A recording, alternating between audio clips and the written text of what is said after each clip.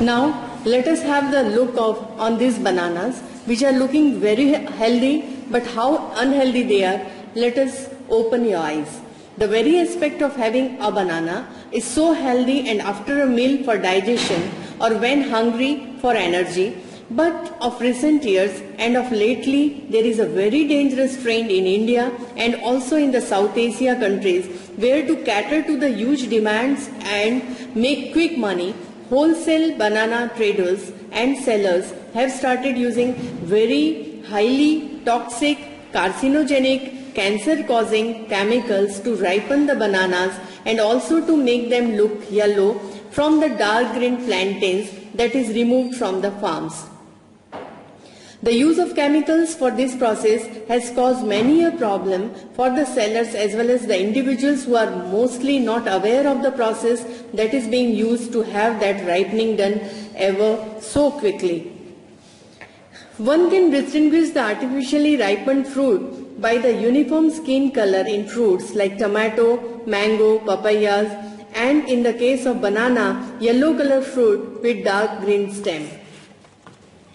The process of artificially ripening involves calcium carbide containing traces of arsenic and phosphorus dissolved in water and further producing acetylene gas that affects the neurological system of the consumer of banana, resulting in headache, dizziness, mood disturbance, sleeplessness, mental confusion and even seizures on a short-term basis.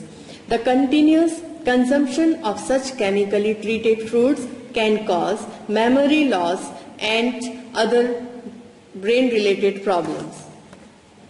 When such unhealthy things are cropping up in our mind, now the question is, how do we ripen bananas?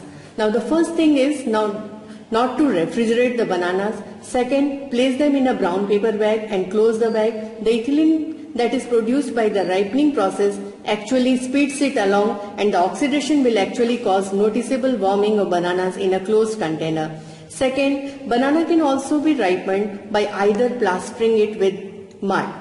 Third, a paper bag with a ripe apple, the same type of chemical would be given off by the apple, and keeping them together in a paper bag allows a higher concentration while still allowing oxygen to reach the fruit and also preventing moisture condensation. Thank you.